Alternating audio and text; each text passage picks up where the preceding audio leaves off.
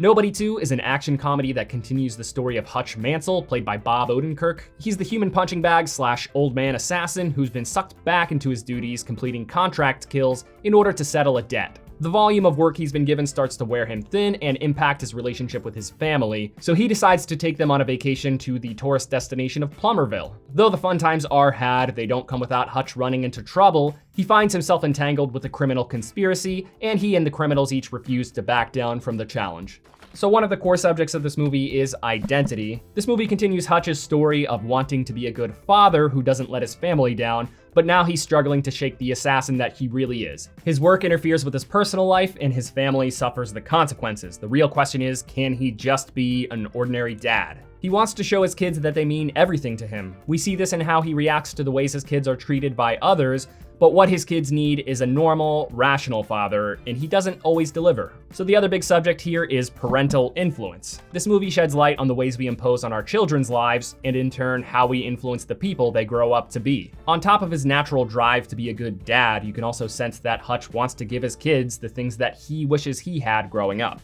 There's a bit of a recurring theme of being better than the previous generation. Hutch doesn't want to make the same mistakes that his dad made by unknowingly shaping his kids in negative ways, which is rather difficult for an assassin, especially when it comes to bullies, which is where things get murky. This movie highlights how tough it is to walk the line between standing up to bullies by having a backbone and refusing to let them walk all over you, and making the bigger play by thinking about your well-being, and more importantly, the well-being of your kids. The former tends to be the result in this movie. Much like the first movie, this one is packed with action. The choreography is fun and exciting, and when paired with the wonderful cinematography, the action feels very sleek and stylish. Though the final act feels very familiar in several ways, it's still a fun time. The setting it takes place in allows these characters to get pretty ridiculous with their schemes. It's an action comedy because of how silly the characters and the battles can sometimes be, but it's not really laugh out loud funny. I don't think I audibly laughed one time the whole movie. That is not to say that the movie is cringy though, that is just to say that the comedy is very subtle. It's not over the top humor,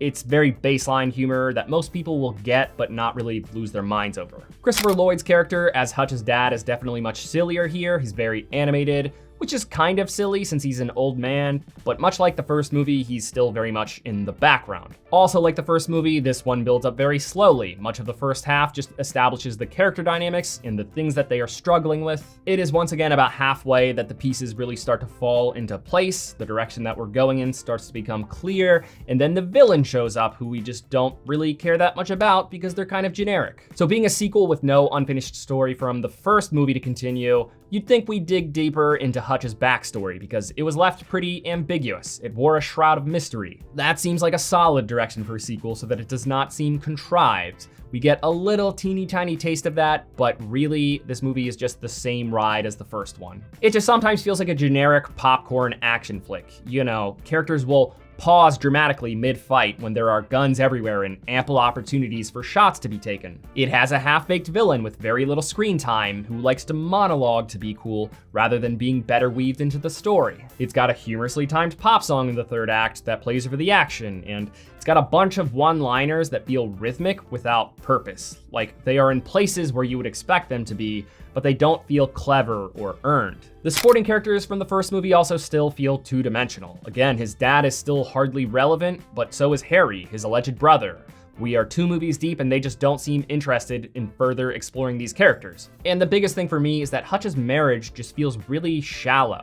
For a family-focused character arc, his time with his wife and kids could be a lot more compelling. It feels surface level, so the stakes just feel minimal. So as a sequel, it doesn't complete a story established in the first movie, it doesn't expand the universe anymore since we don't really see much of Hutch's backstory or the organization he works for, and it does not drive an established character arc further.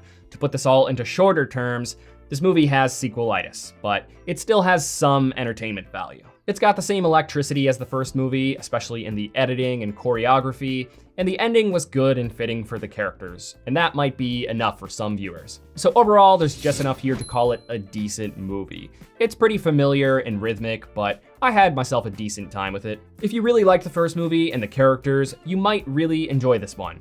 Otherwise, if you haven't seen the first one and you're thinking, oh, this had a sequel greenlit, the first must be worth circling back for then. I want to clarify that it's not that remarkable, and even if you do decide to watch the first one, I should clarify that this one isn't a mandatory follow-up. You could watch the first one and never watch this movie, and your life would be just fine. Thanks for watching this review. If it brought you any value at all, please give it a like. It really does help the channel grow. I'll see you later this week with my review of Americana.